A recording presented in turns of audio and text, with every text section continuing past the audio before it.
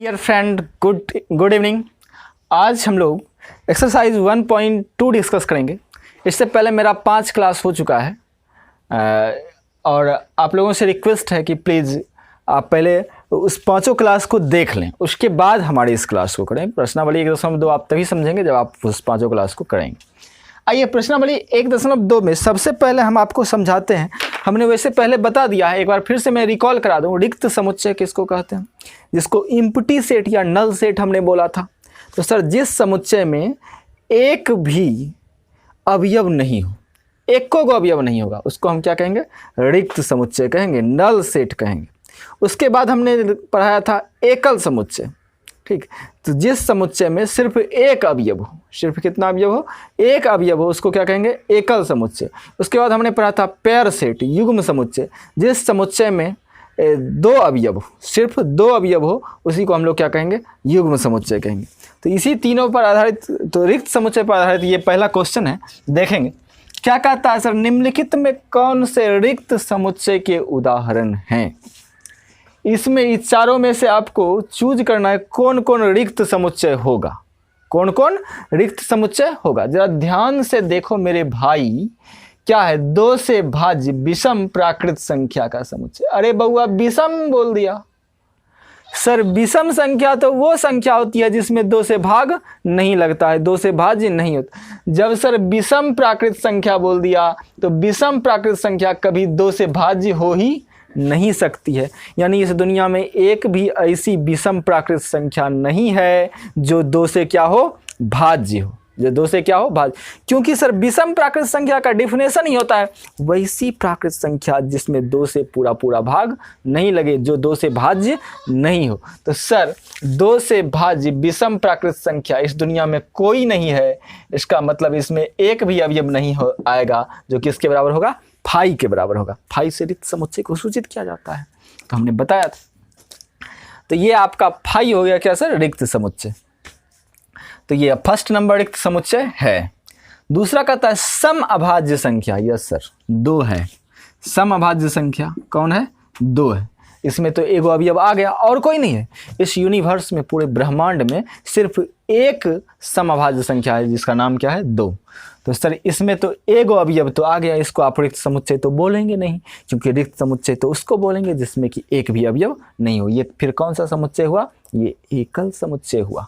आइए sir, third number, x such that x एक प्राकृत संख्या है, x लेस देन 5। लीजिए, कहता है x जो है ना सर, वो 5 से छोटा भी हो और साथ ही साथ 7 से बड़ा भी हो। अब बताइए भला, 5 से कहता है छोटा, अगर ये 5 है, ये 7 है, 5 से छोटा और 7 से बड़ा कोई संख्या होगी? कभी नहीं होगी सर। तो इसलिए सर x लेस देन 5 हो और x लेस देन 7 हो, तो ऐसा हम एक भी प्राकृत संख्या ढूंढ नहीं सकते हैं इस दुनिया में। इसका मतलब इसमें एक भी अवयव का आना संभव नहीं है। इसका मतलब ये क्या हो गया? आपका फाई हो गया। दैट मीन्स रिक्त समुच्चय हो गया। आइए सर, फोर्थ नंबर क्या है? y सच दैट y किन्हीं भी 2 समांतर रेखाओं का। लीजिए सर, समांतर रेखा है, ये दोनों, ये समांतर रेखा है सर। कहता है 2 समांतर रेखाओं का उभयनिष्ठ बिंदु। उभयनिष्ठ, उभय मीन्स क्या होता है? दोनों, अनिष्ठ मतलब निहित, जो दोनों में निहित हो सर। इस दोनों मतलब ऐसा पॉइंट खोजना है जो इस पर तो हो ही, इस पर भी हो। सर जब ये दोनों कभी मिलबे नहीं करेगा तो उभयनिष्ठ बिंदु एको गो होगा, कॉमन पॉइंट एको गो मिलेगा सर? एको को नहीं मिलेगा। दैट मीन्स कि इसमें एक भी अवयव नहीं आएंगे, इसलिए ये भी आपका क्या हो गया? रिक्त समुच्चय हो गया।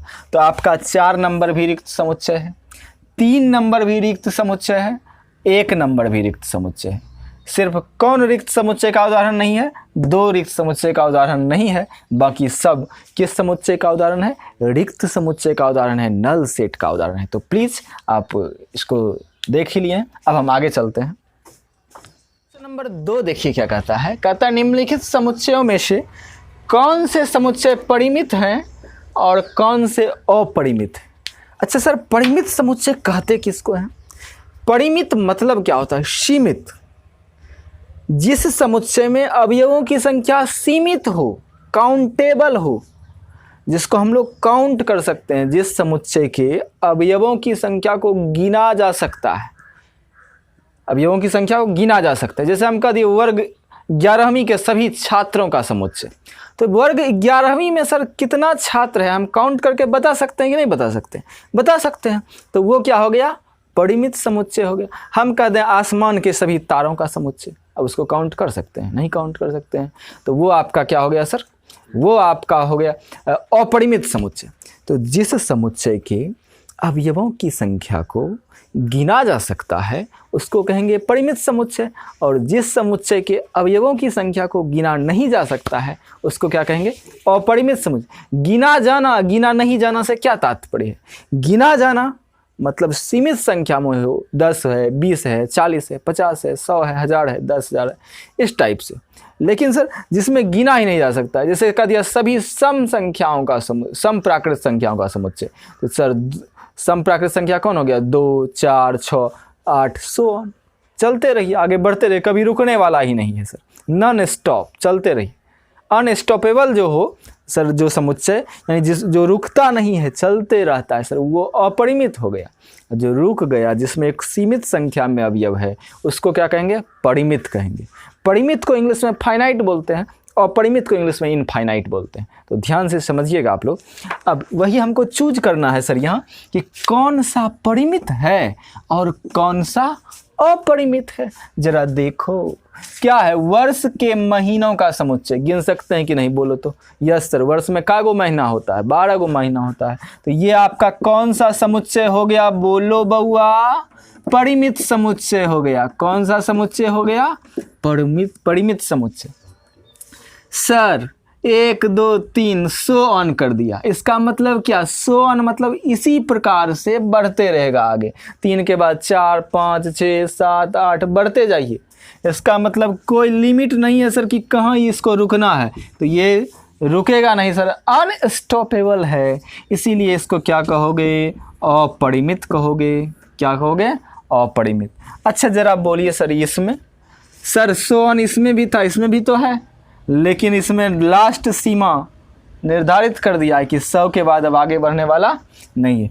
कहता है 1, 2, 3 and so on. So on मतलब आगे बढ़ेगा, लेकिन फिर यहाँ स्टार्ट कर दिया 99, यानी 98 तक आगे बढ़ा इसी तरह से, फिर 99 आया, 100 आया, बस खत्म हो गया। इन्हें कि सो ऑन कहीं देखे बस अपरिमित बोल दिए, नहीं, ऐसा नहीं करना है सर। सो ऑन के बाद अगर कुछ भी नहीं हो तब अपरिमित सर, लेकिन 100 ऑन के बाद तो 99 भी है, 100 है, तो इसमें सर टोटल 100 अवयव है, गिन सकते हैं हम। इसलिए ये क्या हो गया? आपका परिमित हो गया। जिस समुच्चय के अवयवों की संख्या को गिना जा सकता है वो परिमित समुच्चय कहलाता है, और जिस समुच्चय के अवयवों की संख्या को गिना नहीं जा सकता है उसको अपरिमित समुच्चय कहते हैं।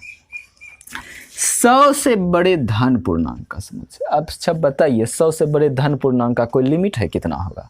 बढ़ते जाइए, 101 ऐसे कीजिए, स्टार्ट कीजिए, 101, 102, ये सब धने पूर्णांक तो है। अब बढ़ते जाइए, कहाँ तक बढ़िएगा सर? बढ़ते जाइए। तो सर इसके बाद जो आएगा धन पूर्णांक उसको भी हम गिन नहीं सकते हैं, कितना होगा? अनंत होगा सर। अनंत होगा तो अपरिमित हो गया। अनंत मतलब ही अपरिमित होता है सर। फिर क्या कहता है बउआ? 99 से छोटे अभाज्य पूर्णांक बोल दिया, अभाज्य पूर्णांक बोल दिया। तो अभाज्य पूर्णांक तो 99 से छोटा एक सीमित संख्या में होगा। कौन सर? 2 होगा, 3, 5, 7, 11, 13, 17, 19, फिर 23, 29, इस तरह से हम लोग 99 तक में काउंट करके लिख देंगे सर। तो ये आपका क्या हो गया? बोलो तो भाई। तो ये आपका परिमित हो गया। ये क्या हो गया? परिमित। क्योंकि सर 99 से कम एक लिमिट, एक सीमित संख्या में भाज्य पूर्णांक है, तो ये आपका परिमित संख्या हो गया। कौन संख्या हो गई? परिमित संख्या हो गई। परिमित संख्या नहीं सर, समुच्चय, परिमित समुच्चय हो जाएगा। तो ये आपका था क्वेश्चन नंबर 2, तो प्लीज इसको नोट कर लीजिए। आइए बच्चे, हम लोग अब क्वेश्चन नंबर 3 देखते हैं। क्या है? निम्नलिखित समुच्चयों में से प्रत्येक के लिए बताइए कि कौन परिमित है और कौन अपरिमित। अब देखो, एक्स अक्ष के समांतर रेखा का समुच्चय है, एक्स अक्ष के समांतर रेखा का समुच्चय। एक बात बोलो बउआ, अगर ये आपका कोऑर्डिनेट एक्सिस है तो ये आपका एक्स अक्ष कहलाता है, ये वाई अक्ष कहलाता अब एक्स अक्ष के समांतर सर, एक्स अक्ष के समांतर बोले तो कितनी रेखा होगी सर, कितनी रेखा होगी? अनंत रेखाएं होगी सर, अनंत। आप काउंट नहीं कर सकते, इतना रेखा होगी, काउंट नहीं कर सकते हैं सर। तो अनंत रेखाएं होगी, इसलिए एक्स अक्ष के समांतर सभी रेखाओं का समुच्चय क्या हो गया? अपरिमित समुच्चय क्या हो गया? क्या सर? अपरिमित। जिसमें अनंत अवयव होगा वो अपरिमित ही होगा। चलिए, अंग्रेजी वर्णमाला के सभी अक्षरों का समुच्चय। अंग्रेजी वर्णमाला में क्या गो अक्षर है? नहीं गिन सकते हैं सर, 26 गो है, काउंट कर सकते हैं तो परिमित, परिमित। चलिए, उन संख्याओं का समुच्चय जो 5 का गुणज, 5 का गुणज, उन संख्याओं का समुच्चय जो 5 का गुणज है सर। 5 का गुणज कितना है सर? गुणज किसको कहते हैं? किसी भी संख्या को प्राकृत संख्या से गुना करते जाइए, जो जन्म लेता है उसी को गुणज कहते हैं। 5 को 1 से गुना कीजिए, 5 हो गया गुणज। 5 को 2 से गुना कीजिए, 5 का दूसरा गुणज। 3 से गुना कीजिए, तीसरा गुणज। तो बोलिए प्राकृत संख्या कितना है? अनंत है। अनंत नहीं जी, अब गुना करते जाइए, निकलते जाएगा, 5 का अनंत गुणज होगा। तो इसको हम परिमित नहीं कहेंगे, इसको क्या कहेंगे? अपरिमित कहेंगे। तो ये आपका अपरिमित हो गया। चलो मेरे भाई, अब पृथ्वी पर रहने वाले सभी जानवरों का समुच्चय। अनगिनत जानवर है सर पृथ्वी, अनगिनत जानवर है। तो ये आपका क्या हो जाएगा? अपरिमित। अपरिमित, ये भी क्या हो गया आपका? अपरिमित। मूल बिंदु से होकर जाने वाले वृत्तों का समुच्चय। अब बताइए सर, मूल बिंदु से, ये आपका मूल बिंदु है, इससे ये वृत्त गया, फिर ये गया, फिर सर ये गया, कितना वृत्त जा सकता है सर? अनगिनत वृत्त जा सकता है। ये गया सर, ये गया, कितना वृत्त जा सकता है? अनगिनत सर, इनफाइनाइट सर्कल इससे क्रॉस करेगा सर। ये सब वृत्त है सर। तो अनगिनत वृत्त सर चुकी जाएगा, इसलिए ये भी क्या हो गया आपका? अपरिमित हो गया। क्या हो गया? अपरिमित। तो बहुत ही सिंपल सा ये क्वेश्चन था, तो प्लीज आप इसको नोट कर लीजिए। Question number 3।